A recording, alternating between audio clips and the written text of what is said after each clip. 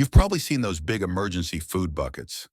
60 servings for $150 sounds like a great deal until you realize it's mostly salty pasta, low in protein, not exactly tasty, and pretty short on calories if you're active or on the bigger side.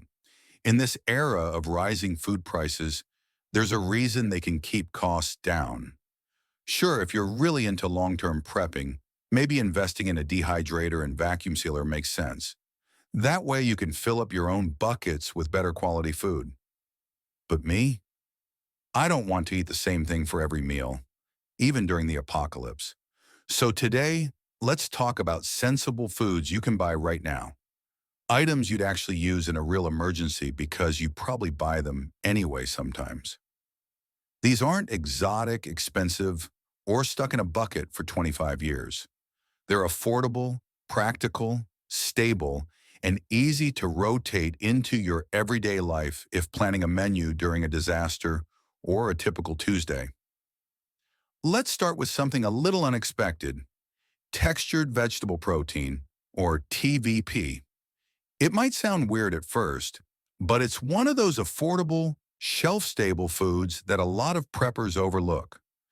Just add water, and you've got a vegetarian protein base you can use in soups, stews, tacos, pasta, casseroles, you name it.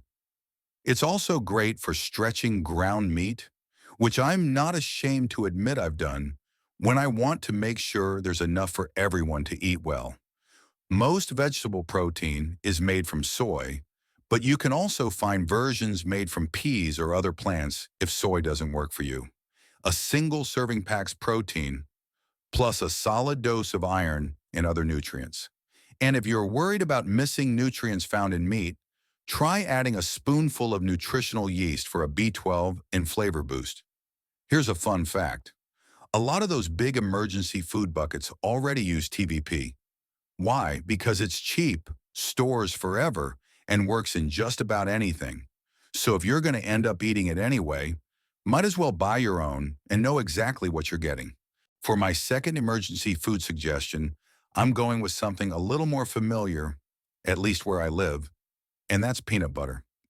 Regular jars of peanut butter are great, and I usually buy two at a time because my family loves the stuff. If you prefer other types of nut or seed butter, those are great too. But for your emergency stash, consider picking up powdered peanut butter. Unopened jars of the regular kind last a long time, but the powdered version, it stores practically forever. Plus, if you're like me, you'll find plenty of ways to use it even on regular days. Just mix it with a little water, and you've got a quick protein-rich spread. Use it in sauces. There are lots of peanut sauce recipes out there.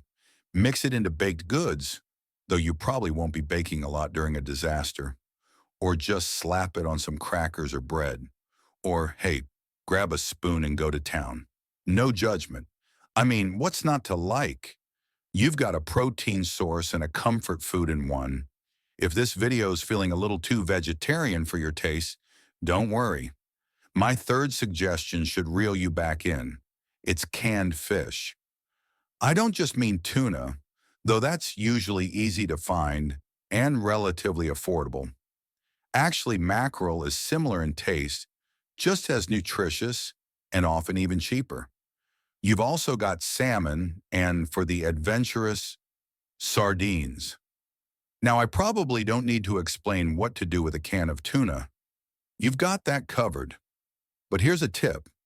If you're craving tuna salad during a blackout, consider stocking up on those little single-serve mayo packets that don't require refrigeration. A case of those can go a long way when you want something familiar and comforting, even when the lights are out. And because my folks always told me I needed my vitamins, I wouldn't feel well stocked without a stash of canned vegetables. Let's face it, a meal just doesn't feel complete without some kind of side dish, and canned veggies make that easy. Sure, I prefer fresh or frozen like anyone else, but during a disaster, that's a luxury I can live without. You can warm them up on your sterno or butane stove, or if it comes down to it, It won't kill you to eat them cold straight from the can. I mentioned sandwiches earlier, but I didn't really talk about bread. Personally, I'd crown crackers as the king of disaster bread. They're cheap, store well, and pair perfectly with peanut butter or canned fish. Add a can of veggies and boom, you've got yourself a casual survival meal. While you're hunkering down during a disaster, you're definitely going to want more than just plain water. Of course, water is the top priority, at least a gallon per person per day. And that's just the minimum. But once the fridge and freezer are out, and you might not even be able to heat anything, having some comfort beverages really helps.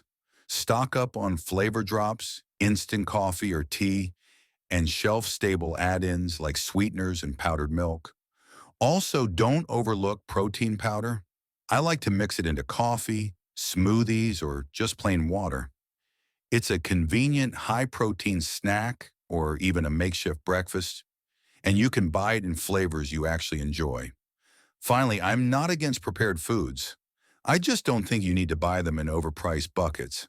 Simple, shelf-stable staples like instant rice, pasta, and beans are great to have on hand. They're easy to cook with limited fuel and give you a hot, filling base for a meal. And while cup noodles won't win any awards for nutrition, they're quick, satisfying, and easy to customize. Toss in some canned veggies or rehydrated TVP, and you've got something that actually feels like a meal, even during a blackout. You didn't think I'd forget snacks, did you? Whether it's chocolate, instant pudding, or shelf-stable cookies, a small stash of treats can help get through a tough day. For that instant pudding, you'll also want to store powdered or shelf-stable milk. Anyway, disaster prepping doesn't have to mean suffering. So those are my suggestions for sensible prep foods that don't come in a 25-year bucket.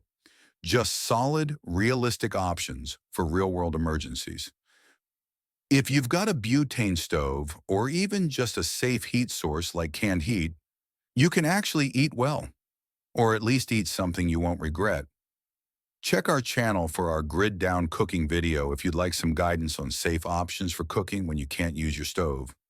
We've also got more helpful suggestions about emergency power and sensible urban prep gadgets and gear. By the way, remember you'll need a manual can opener after the grid goes down. If you don't have one, put it on the list the next time you go to the store. I'm sure you've got your own way of preparing for disasters. What do you keep in your stash? Drop your favorite prep food in the comments, and if this video helped, give it a like and subscribe to join me for more down-to-earth disaster and prepping tips. With no fear-mongering and no fantasy homestead required, stay safe and stay ready.